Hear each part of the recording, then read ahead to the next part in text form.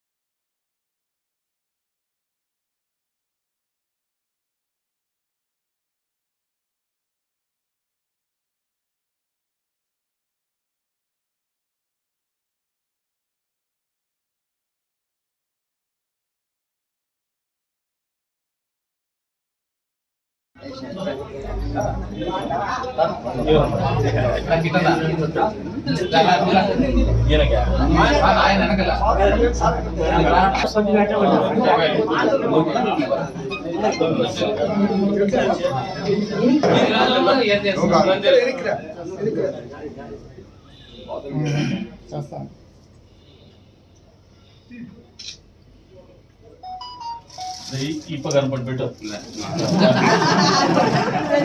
పడుకో గట్టి పట్టుకో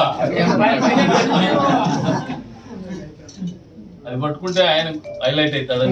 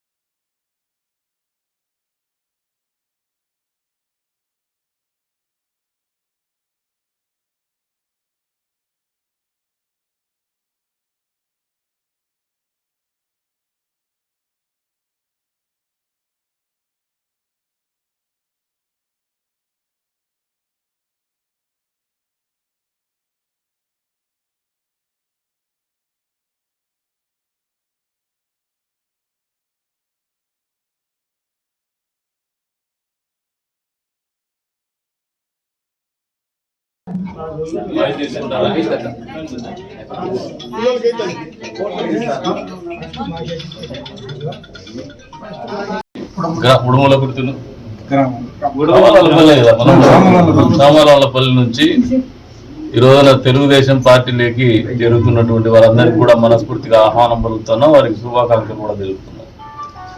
చేరికలు పెద్ద ఎత్తున ఉంటూ వస్తూ ఉన్నాయి. ఎందుకంటే 4.5 సంవత్సరాల పరిపాలనని ప్రజలు అసహించుకుంటున్నారు. ప్రజల్లో మార్పు ఉంది. ప్రజల మార్పు వచ్చినటువంటి మార్పులకు అనుగుణంగా, ప్రజల ఆశలకి అభిష్టాలకు అనుగుణంగా నాయకులు ప్రవర్తించాల్సినటువంటి అవసరాలు ప్రజాస్వామ్యంలో ఖచ్చితంగా ఉంటాయి. వాటన్నింటినీ గుర్తెరిగినటువంటి విఘ్నులందరూ కూడా తెలివైన వాళ్ళు, గ్రహించుకోగలిగిన వాళ్ళు నిర్ణయాలు తీసుకుంటున్నారు. అందులో భాగంగానే చేరికలు జరుగుతూ ఉన్నాయి. ఈ రోజున నియోజకవర్గంలో చేరేటువంటి కొత్త వాళ్ళందరికీ కూడా, పాత వాళ్ళందరికీ కూడా ఒక సందేశం ఇస్తాం. 4.5 సంవత్సరాల కాలం పాటు పోరాటం, ఎప్పుడు కూడా ఇటువంటి పరిపాలన చూడలేదు. ఇటువంటి ప్రతిపక్ష పాత్ర పోషించాల్సినటువంటి అవసరం కూడా నాకు తెలిసి నేను రాజకీయాలకు వచ్చినప్పటి నుంచి ఎప్పుడు కలగల. ఈసారి వచ్చింది. ఎందుకంటే ఒక రాక్షస పరిపాలన, మాట్లాడితే కేసు, రోడ్డు ఎక్కితే కేసు. కోవిడ్ టైంలో మాస్కులు ఇస్తే కూడా గోడలకు నోటీసులు అతికించిపోయినటువంటి పరిస్థితి. అంటే ప్రతిపక్షముడు సర్వీస్ కూడా చేయకూడదు, ఎందుకంటే ప్రభుత్వం చేయలేకపోయిందని తెలుస్తుందని ఒక భావన ఆయనకి. ప్రజలు బతకాలనే ఆలోచన. మరి ఇటువంటి పరిపాలనకు వ్యతిరేకంగా పోరాడాలంటే ఏ రకంగా పోరాడింటారో మనస్ఫూర్తిగా శ్రేణులందరికీ కూడా మొదటి రోజు నుంచి మాతో పాటు పోరాడి కేసులు పెట్టించుకున్నటువంటి, త్యాగాలు చేసినటువంటి తెలుగుదేశం పార్టీ నాయకులు కావచ్చు, కార్యకర్తలు కావచ్చు, మాకు ఎప్పుడు దేవుళ్ళే. మనస్ఫూర్తిగా చెప్తున్నటువంటి మాట ఇది.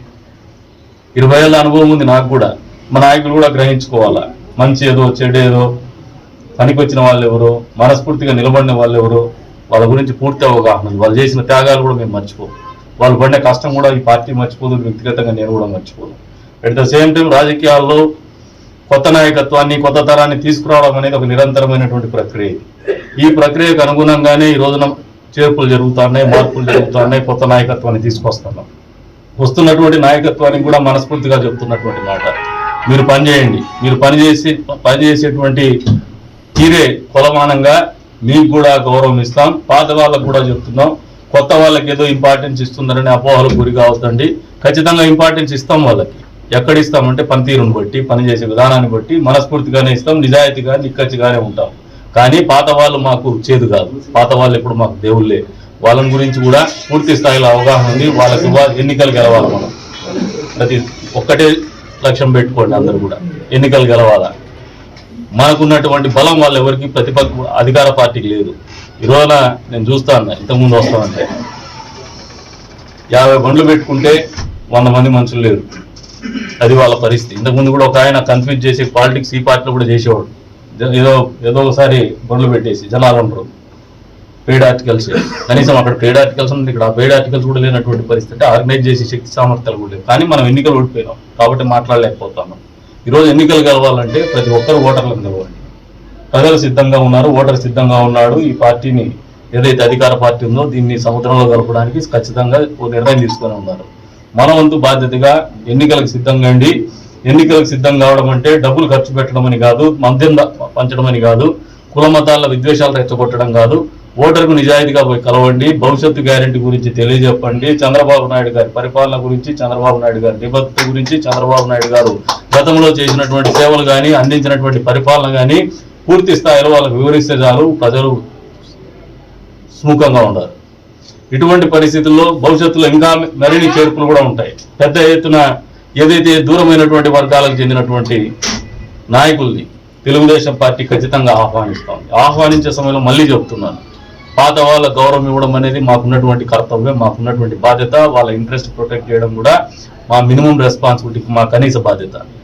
దీనికి సమాంతరంగా ఎవరైతే కొత్త వాళ్ళు వస్తారో వీళ్ళని గుర్తించడము, నాయకత్వ లక్షణాలను గుర్తించడము, వాళ్ళకి సముచిత స్థానం ఇవ్వడము, మేము ఏదైతే మాట చెప్పి పార్టీలోకి వచ్చేటప్పుడు వాళ్ళతో మాట్లాడింటామో దానికి కట్టుబడి ఉండడము, భవిష్యత్తులో దాన్ని ఎక్కడ కూడా మర్చిపోకుండా మా వంతు బాధ్యతగా వాళ్ళకి ఇచ్చిన మాట కట్టుబడి వాళ్ళకి ఇవ్వాల్సినటువంటి గుర్తింపు కానీ, బాధ్యతలు కానీ, గౌరవం కానీ, పదవులు కానీ ఏవైనా మాట చెప్పుకుంటే ఖచ్చితంగా వాటికి కూడా నిలబడతామని చెప్పేసి కూడా ఈ సందర్భంగా తెలియజేస్తున్నాం. కొత్త పాతల కలయికని ఖచ్చితంగా సరైనటువంటి పాలల్లోనే కలిపేసి పాలు నీళ్ళ మాదిరిని మేము కలిసిమెలిసి పనిచేసేటువంటి పరిస్థితులు తీసుకుపోతామని చెప్పేసి కూడా ఈ సందర్భంగా తెలియజేస్తున్నాం. తెలుగుదేశం పార్టీ శ్రేణులు కూడా సహృదయంతో అర్థం చేసుకోండి.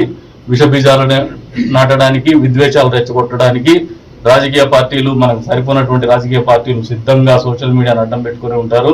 ఈ రోజున రకరకాలైనటువంటి క్యాంపెయిన్స్ కూడా పెడతారు సోషల్ మీడియాలో. డబ్బులు ఇస్తే యూట్యూబ్ ఛానల్లో ఒకటి పెట్టి అసలు సర్వే అని చెప్పేసి తెలుగుదేశం పార్టీ ఓడిపోబోతుంది, కదిలో వైసీపీ పార్టీ గెలుస్తుందని కూడా చెప్తారు. వీటన్నిటిని నమ్మొద్దు. మనం గెలవబోతున్నాం. ఈ ఎన్నికల్లో మనం ఖచ్చితంగా బ్రహ్మాండమైనటువంటి గెలుపు అందుకోబోతున్నాం. గెలుపే లక్ష్యంగా పనిచేయండి. గెలుపుని మనం సాధించబోతున్నాం. ఖచ్చితంగా సాధించి తీరుతాం. ఏదైతే అవమానాలు పడ్డామో వీటన్నిటికీ మనం ఫలితాల ద్వారా, వచ్చే ఎన్నికల ఫలితాల ద్వారా సమాధానం చెప్పబోతున్నాం అనేది మీ అందరికీ నేను చెప్తున్నటువంటి మాటగా మీరు పరిగణలోకి తీసుకోండి. ఖచ్చితంగా అందరూ కూడా చిత్తశుద్ధితో పనిచేయమని చెప్పేసి కూడా కోరుకుంటూ, ఎక్కడ కూడా కన్ఫ్యూజన్ గురి కావద్దు. కన్ఫ్యూజన్ చేయడమే రాజకీయాల్లో ఒక భాగము. ఆ ప్రక్రియ నిరంతరంగా జరుగుతూనే ఉంటుంది. ప్రలోభాలు చేయడం ఒక పార్ట్ అయితే, కన్ఫ్యూజ్ చేయడం అనేది ఒక పార్ట్ ఉంటుంది. ఈ రెండింటికి అతీతంగా తెలుగుదేశం పార్టీ శ్రేణులు ఇన్ని రోజులు పోరాడినాం మనం. ఇక మనకు విజయం చేరువలో ఉంది. వచ్చే 100 రోజుల పాటు నిబద్ధతతో, నిక్కచ్చిగా, టార్గెటెడ్గా, ఫోకస్డ్గా పనిచేద్దామని చెప్పేసి కూడా అందరికి కూడా పిలుపునిస్తూ, మరొకసారి ఎవరైతే పార్టీలో ఈ రోజున మమ్మల్ని నమ్మి, పార్టీ సిద్ధాంతాలు నమ్మి, నాయకత్వాన్ని నమ్మి వస్తున్నారో వాళ్ళందరికీ మనస్ఫూర్తిగా ఆహ్వానం పలుకుతున్నాం. వాళ్ళకి మంచి భవిష్యత్తు ఉంటుందని చెప్పేసి కూడా ఈ సందర్భంగా వాళ్ళందరినీ కూడా మరొకసారి కూడా మనస్ఫూర్తిగా తెలియజేస్తాం. దగ్గర పోండి మీరే.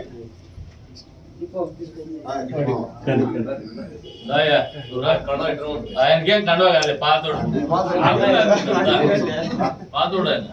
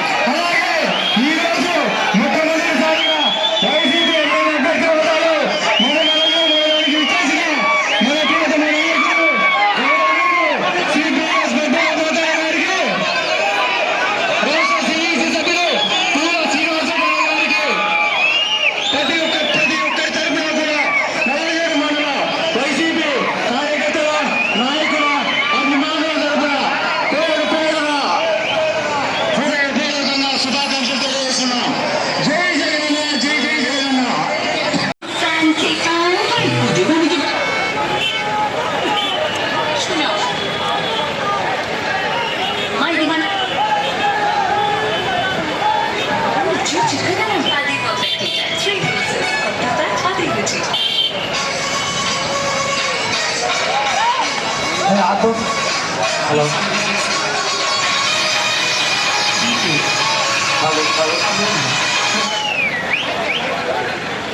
హలో జగన్మోహన్ రెడ్డి గారి నాయకత్వం, జగన్మోహన్ రెడ్డి గారి నాయకత్వం, జగన్మోహన్ రెడ్డి గారి నాయకత్వం, మక్బూలన్న గారి నాయకత్వం, పూల శ్రీనివాస్ రెడ్డి గారి నాయకత్వం, పూల శ్రీనివాస్ రెడ్డి గారి నాయకత్వం. దయచేసి ఇప్పుడు రాజశేఖర విగ్రహానికి మన సమన్వయకర్త మహమ్మద్ హనుమంత్ గారు, అదేవిధంగా శ్రీనివాస రెడ్డి గారు రాజశేఖర విగ్రహానికి పూలమాల వేసి సంతృప్తించి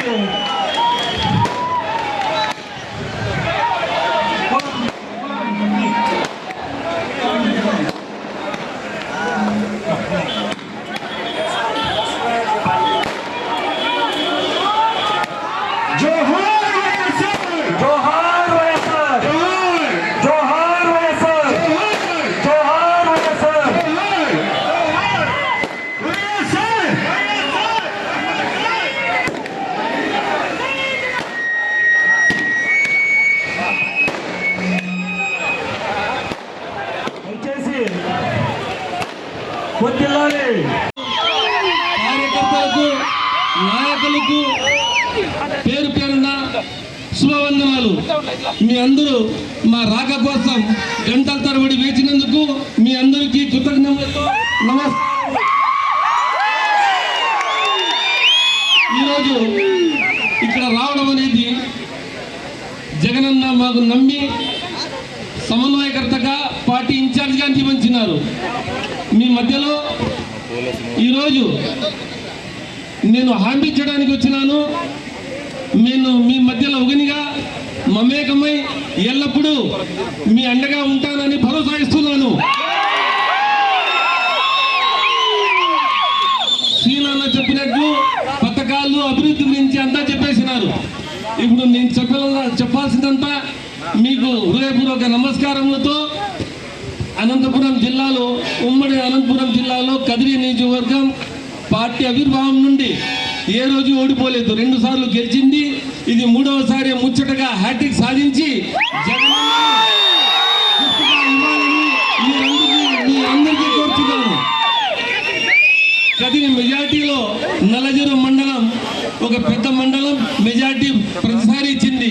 ఈసారి కూడా మీరందరూ మెజార్టీ ఇచ్చి నన్ను అసెంబ్లీకి పంపాల్సిందిగా మిమ్మల్ని అందరినీ కోరుచున్నాను.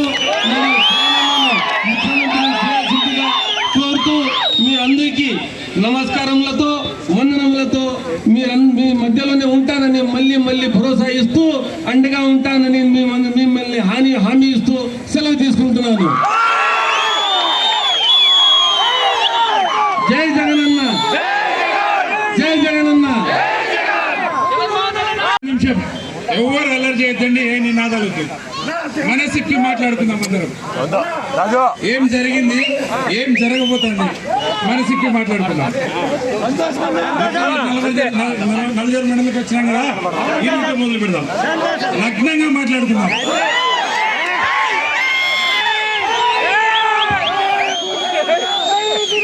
ఈ కార్యక్రమానికి ముఖ్య అతిథులుగా వచ్చేసినటువంటి ఈరోజు మన కదిరి నియోజకవర్గ ఇన్ఛార్జ్ అయినటువంటి మక్బులన్న గారికి, ఈ కార్యక్రమానికి వెన్నుదన్నుగా నిలిచినటువంటి వైఎస్ఆర్ కాంగ్రెస్ పార్టీ నలుజరు నాయకులకు ప్రతి ఒక్కరికి పేర్లు చెప్తా పోతే చాలా పేర్లు అయితే సోదరులారా, దయచేసి మీ పేర్లు ఉటంకించలేదని ఏమనుకోవద్దండి.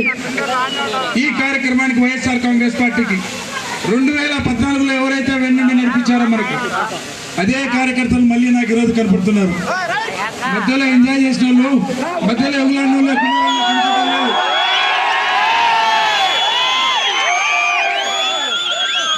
మళ్ళీ నా కళ్ళకి నిజమైన కార్యకర్త కనపడుతున్నారు ఈ రోజున. లాస్ట్ మిగిలిన నిన్నరా మీకని చెప్తున్నారు. ఈ దొంగలు వస్తుంటారు, పోతుంటారు. పల్లిపై తాగేవాడు తంతుంటాడు, రొమ్ము గుద్దేవాడు గుద్దుతుంటాడు. పార్టీని మోసేవాడు ఒకరంటూ ఉన్నాడు. పార్టీని మోసేవాడు ఎవడో కాదు, వైఎస్ఆర్ కాంగ్రెస్ పార్టీ నిజమైన కార్యకర్తలు. వైఎస్ఆర్ కాంగ్రెస్ పార్టీ నిజమైన కార్యకర్తలు ఇక్కడికి వచ్చేసి ఈరోజు చూపిస్తున్నారు. మేమున్నా మీ పార్టీకి, మా తడాకా చూపిస్తాం మీ పార్టీకి, మా సత్తా ఏందో చూపిస్తాం. వైఎస్ఆర్ కాంగ్రెస్ పార్టీని దిగ్విజయంగా 3వ వారు కోట మీద వైఎస్ఆర్ కాంగ్రెస్ పార్టీ జెండా ఎగరేస్తాం. మా అజెండా మొత్తం వైఎస్ జగన్మోహన్ రెడ్డి అని తెలియజేసేటందుకే నల్లజరు నియోజకవర్గ నలుమూలల నుండి వైఎస్ఆర్ కాంగ్రెస్ పార్టీ కార్యకర్తలు ఇక్కడికి తరలి వచ్చి మాకు సంఘీభావం తెలుపుతూ మేమున్నాం, మీ వెనకాల, ముందుకు నడవండి, వెరవద్దండి, భయపడద్దండి, స్వార్థపరులు పార్టీ వదిలిపెట్టిన వాళ్ళని చూసి జరసద్దండి.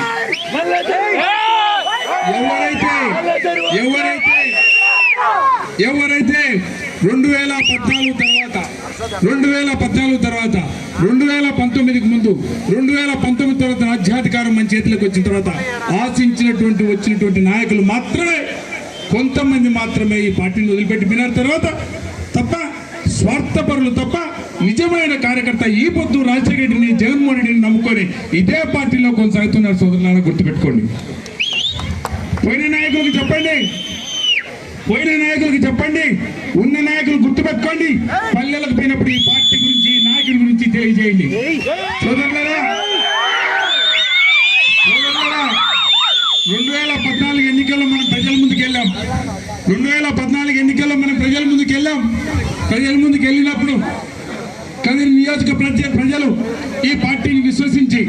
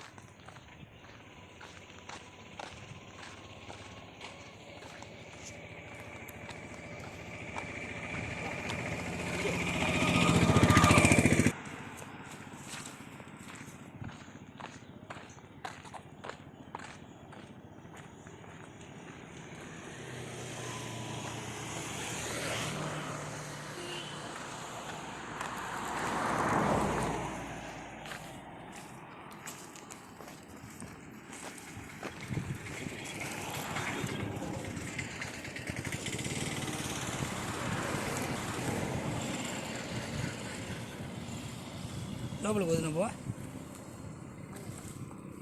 కాదు. దాదాపుగా పాలవాబి అర్ధం వరకు ఉంది బా. కరెక్ట్ ఆ ఆర్చ్ ఉంది, ఆర్చ్ మధ్యలోకి వస్తుంది. ఇది మార్కు.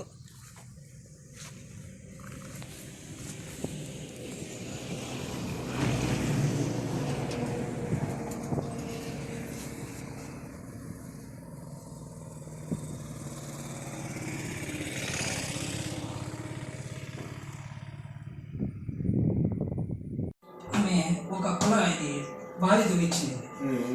స్వామివారికి సంబంధించినటువంటి తీర్థాలలో క్షీరతీర్థం కూడా ప్రధానమైంది.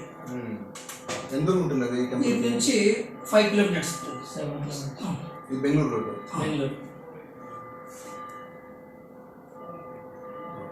అది ఎవరు ఇచ్చింది? అది ఎవరు కట్టించింది? సాసాల చిన్నమ్మ. అది భక్తురాలా? నరసింహస్వామికి పరమ భక్తురాలు. ఓకే ఓకే క్షీరతీర్థం ఉంది. ఓకే. ఆ తీర్థం ఇప్పుడు ఏమైందంటే రోడ్డు విస్తరణ క్రమంలో ఇప్పుడు వాళ్ళు మార్కింగ్ ఎక్కడికి వేశారంటే తీర్థానికి సగభాగం వేశారు. తీర్థం సగం పోయింది, పోతుంది వాళ్ళు వేసిన మార్కింగ్ ప్రకారం. ఓకే. ఇంకా పోలేదు. ఏం రోడ్డు మార్కింగ్ అది? రోడ్డు విస్తరణ అది state highway national highway? National highway. Okay. ఓకేనా. ఇది ఏమైందంటే ఆ రోడ్డు విస్తరణ క్రమంలో ఒకసారి మన స్వామివారితో కనుక అప్పుడు పట్టెం గురుప్రసాద్ సార్ ఉన్నారు, స్వామివారితో మాట్లాడితే అది కదిలించేకి లేదండి, దేని దాన్ని ఒప్పుకునే కాదు మేము, ఎందుకంటే కదిలి అలైన్మెంట్ మార్చుకోండి.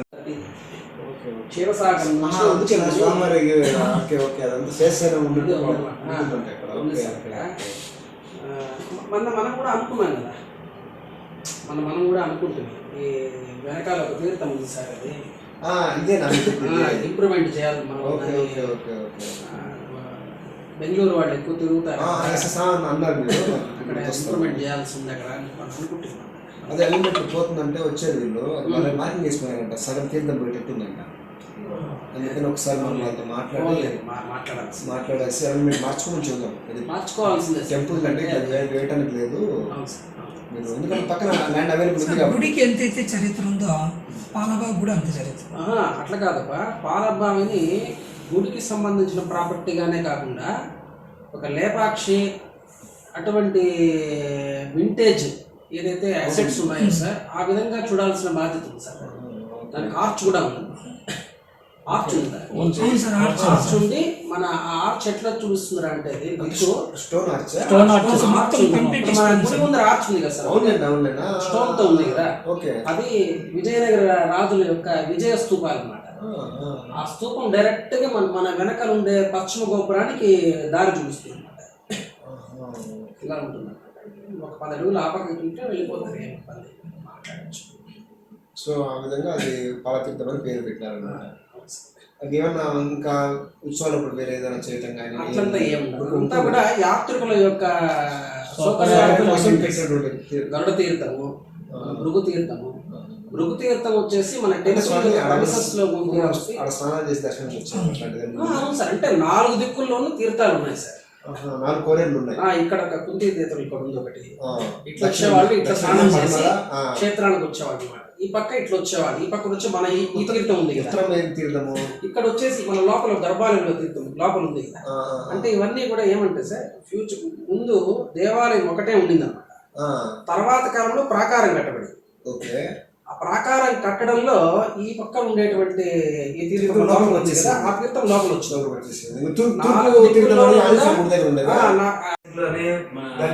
సర్వే నెంబరు ఏమి లేదు. మరి మనం ఎవరికి మనకి కాంపిటీషన్ కానీ బోర్డు కానీ ఎవరు రిప్రజెంట్ చేయాలి అట్లా ఏమన్నా ఉంటే కదా సార్, అదే అడుగుతున్నాను నేను. ప్రాపర్టీ లిస్టులో ఏం లేదు, ఉంది దేవస్థానం ఉంది, అంటే దాని పక్కన పొలం ఏమి ఉందండి, వేరే ఏమీ లేదు అసలు. అని ఎందుకు అడుగుతున్నానంటే ఏమైనా పొలంగిలం ఉంటే దాన్ని కలిపేసుకొని కూడా మనకు ఉంటుంది. ఓకే, మీకు తెలిసి ఎంత అండి? 25 సెంట్లు ఉందా? 25. చూడు, మొత్తం దాంట్లో 25 సెంట్లు కానీ ఒక 50 సెంట్లు కానీ 10 సెంట్లు కానీ ఏదన్నా ఒక ఐటమ్ ఏదైనా ఉందేమో చూడు, అది ఒకసారి నాకు చూసి చెప్పి ఇప్పుడే. మనము హైవే అథారిటీ వరకు ఒక రిప్రజెంట్ లెటర్ పెడదాము, ఎందుకంటే వాళ్ళే నిర్ణయం తీసుకోవాల్సింది. ఇంకోటి సార్, ఇలాగే కాదు, కదిరి లక్ష్మీ నరసింహస్వామికి సంబంధించినటువంటి ఎన్నైతే తీర్థాలు ఉన్నాయో ఇక్కడ పుట్టిన ప్రతి ఒక్క వ్యక్తికి తెలుసు. ఇవి ఈరోజు వార్తలు. తిరిగి రేపటి వార్తల్లో కలుసుకుందాం. సెలవు, నమస్కారం.